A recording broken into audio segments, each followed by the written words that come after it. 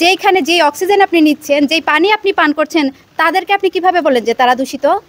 আমাদের দাবি একটাই, নার্সিং এর সংস্কার চাই। আমাদের দাবি একটাই, নার্সিং এর সংস্কার চাই। আমাদের দাবি একটাই, নার্সিং এর সংস্কার চাই। তিতাস উপজেলা স্বাস্থ্য কমপ্লেক্সের অধীনে নার্সিং সংস্কার পরিষদের অধীনে আমরা সবাই আজকে ডিজিএনএম এর নার্সিং এবং মিডওয়াইফারি অধিদপ্তরের মহাপরিচালক জনাব মাকসুরা নূরের পদত্যাগ চাচ্ছি। উনি এই মাসের 8 তারিখে তিনি আমাদের নার্সদের এক মিটিংয়ে বলেছিলেন যে আপনারা সেকেন্ড ক্লাসের যোগ্য না, শেখ হাসিনা আপনাদেরকে ভুল করে সেকেন্ড ক্লাস মর্যাদা দিয়ে গেছে।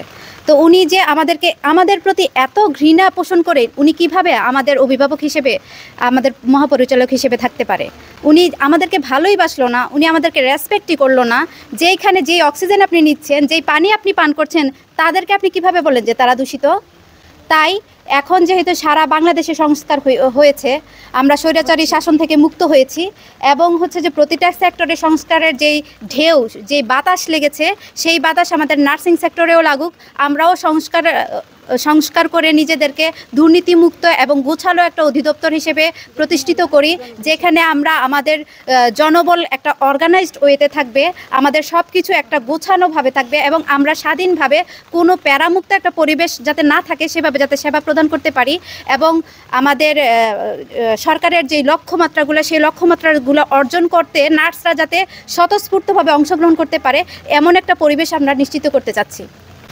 আমরা এখন শান্তিপূর্ণভাবে আমাদের দাবি দাওয়াগুলো জানিয়েছি। আমাদের দাবি একটাই এবং সেই এক দফা দাবিটা হচ্ছে আমরা জনাব মাকসুরা নূর ওনার পদত্যাগ চাচ্ছি এবং সেই সাথে আমাদের নন নার্সিং প্রফেশনের যতগুলো পরিচালক, উপপরিচালক যারা আছেন, যারা আমাদের উপরে ছড়ি ঘুরাচ্ছেন কিন্তু আমাদের দাবি দাওয়াগুলা, আমাদের অধিকারগুলো মানতে নারাজ, তাদের পদত্যাগ চাচ্ছি। সেই সাথে আমাদের নার্সিং সেক্টরে, নার্সিং এবং মিডওয়াইফারি অধিদপ্তরের অধীনে যত শিক্ষিত এবং হচ্ছে যে যোগ্য নার্সিং নেতৃবৃন্দ আছেন, তাদের সাথে আলোচনা করে, তাদের সাথে কথাবার্তা বলে কিভাবে একটা সুন্দর একটা পরিবেশে আমাদের অর্গানোগ্রাম এবং নিয়োগ বিধি তৈরি করে আমাদের নার্সিং সেক্টর থেকে জনবল ওই সমস্ত পোস্টগুলোতে পদায়ন করা যায়, সেই সমস্ত নীতিমালাগুলো প্রণয়ন করুক, সেভাবে যাতে আমরা আমাদের অবস্থানে থেকে আমরা সম্মানের সাথে দেশের সেবা, জনগণের সেবা করতে পারি, সেটাই আমাদের দাবি। আপুর সব কথার সাথে আর একটা কথা যুক্ত করে, এই যে বাংলাদেশের নার্স প্রত্যন্ত অঞ্চলে মানুষের সেবার জন্য কাজ করার জন্য আসতে হয়।